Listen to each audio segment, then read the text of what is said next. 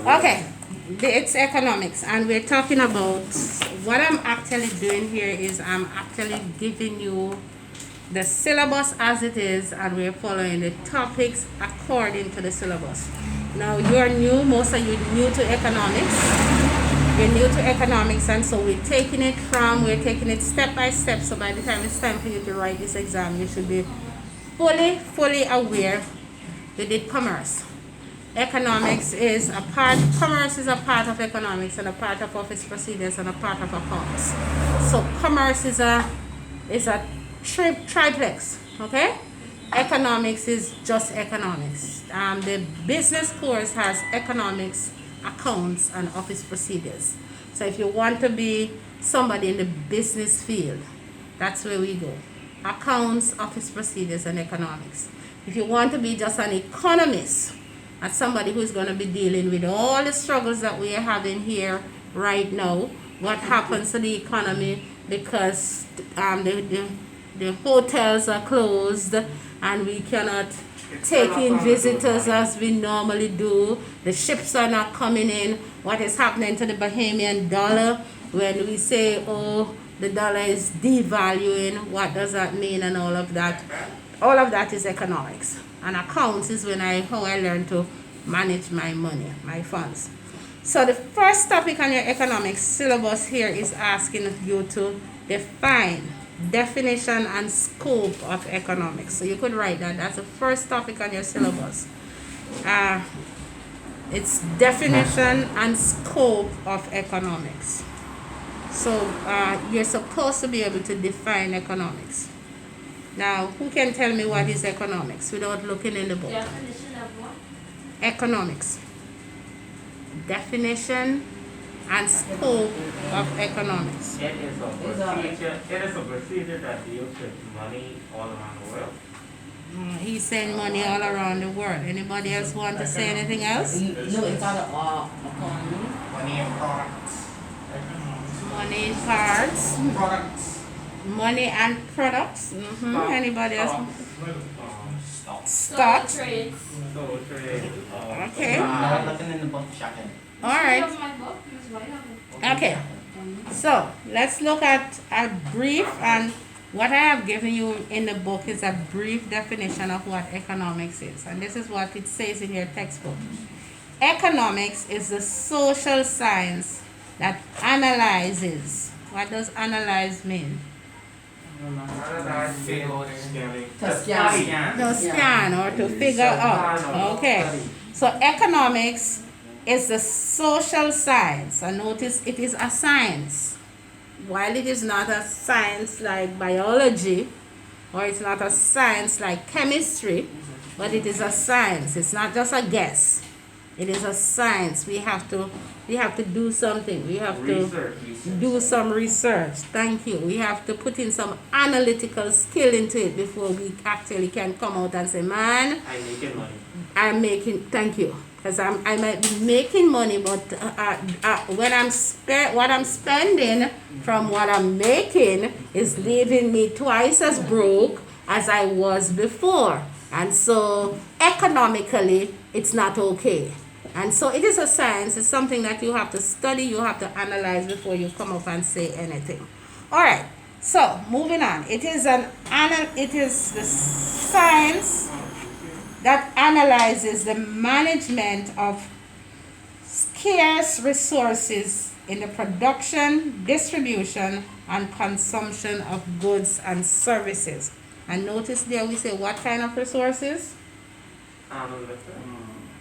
I didn't say analytic resource. I say economics is a social science that analyzes the management of scarce resources in the production, distribution, and consumption of goods and services.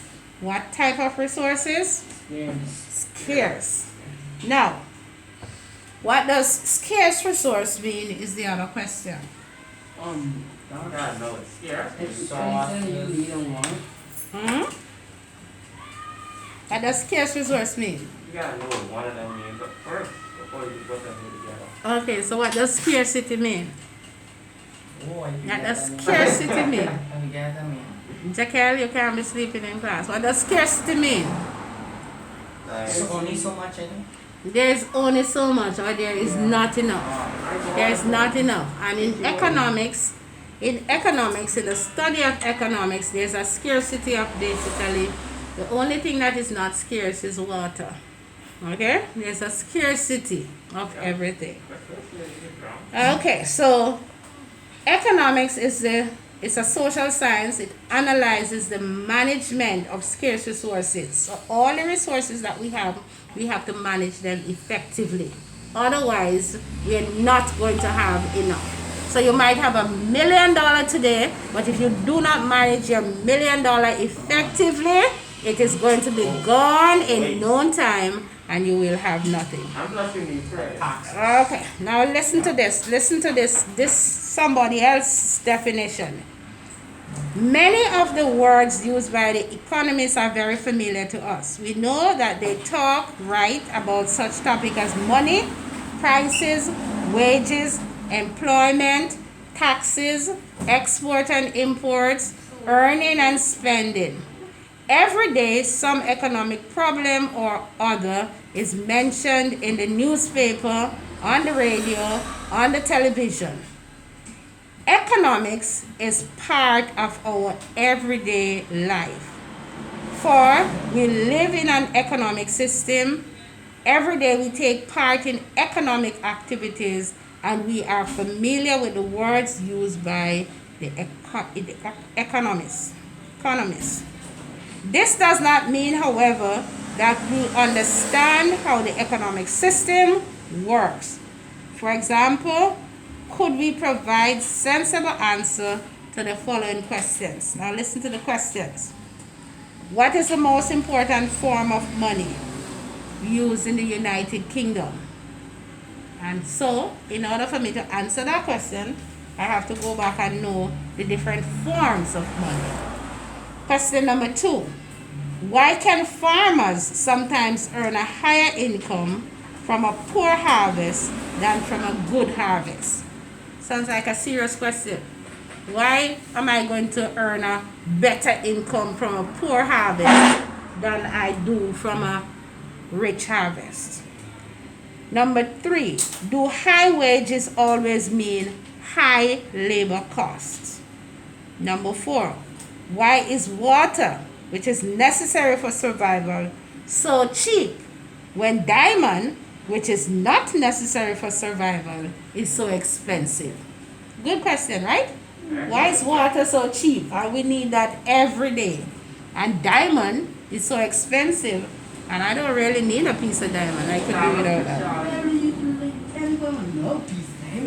Okay, so we talking about economics right here. All of this has to do with something to do with economics. These are the kinds of questions which economists try to answer.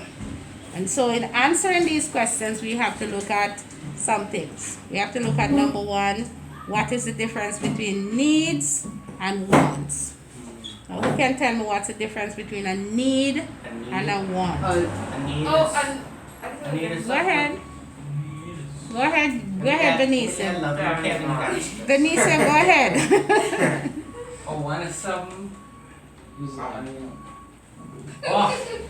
A need is something like what you need, like water. But you can't live without. Yeah. Okay, that one is Something happening. you need to Well, it's not get out of the price on. Something you health gloves and Okay, so what is a want? I want is something you desire. Desirable. a phone. Something that See, also. So he's saying his phone is a want. It's not a need. She said, My phone is a need. It is. My phone is a need Yeah, my phone. because if I don't have my phone, then I can't talk to any of my Parents. And so that okay. But water is a need. Okay, so let's go back. A need is something one must have, which is essential to survival. Okay, so it becomes a need when it is what? Essential to survival. Without it, you cannot survive. That's a need. A good example of a need is food. The basic need of mankind are food, shelter, and clothing. What are the basic needs? Food, Food, shelter, and clothing. A want is something you would like to have, but which is not necessary to survive. Lamborghini, Ferrari.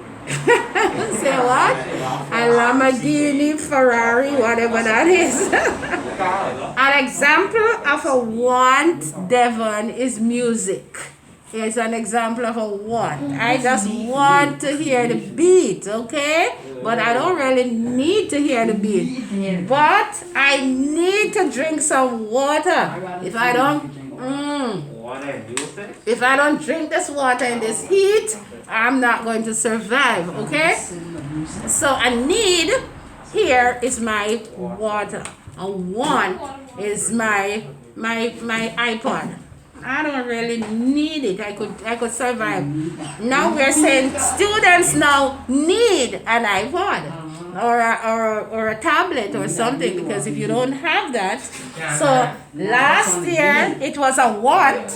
This year it is a need, because without it I can't get my education. Okay. Okay, so that's the difference between need and want. In that same breath, in that same topic, because we have to be able to look at the need, the want, we have to also be able to look at scarcity and choice. So under that same topic, we look at wants can be limited or they can be unlimited. Man wants are changing and therefore they are unlimited. I will never stop wanting. People used to have, some persons used to have this kind of phone. This was what I want. Now nobody want this no more. This is a new one. And then once upon a time they used to want this one, but they don't want this one anymore. They want another one and another one and another one. So a want, as far as mankind is concerned, want is what? Unlimited. There is no limit to want. I buy this car and I see a new model comes out and I want that one. So want is what? Unlimited. The basic economic problems that man face are, what are the basic economic problems? There are three of them. Three of them, basic economic problems. It's three that you have to deal with. Three basic economic problems. One is called scarcity. Two is called choice. And number three is called opportunity cost. Thank you. There's scarcity. There's always scarcity. Because of scarcity, I have to make a choice.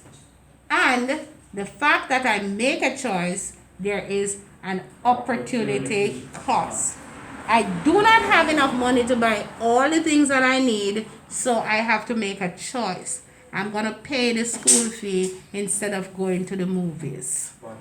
Okay? And so there's an opportunity cost. I have to give up going to the movies. I'm going to pay the rent instead of buying myself a new dress. So it costs me something. I pay my rent, but it costs me something. So we have scarcity, choice, opportunity cost.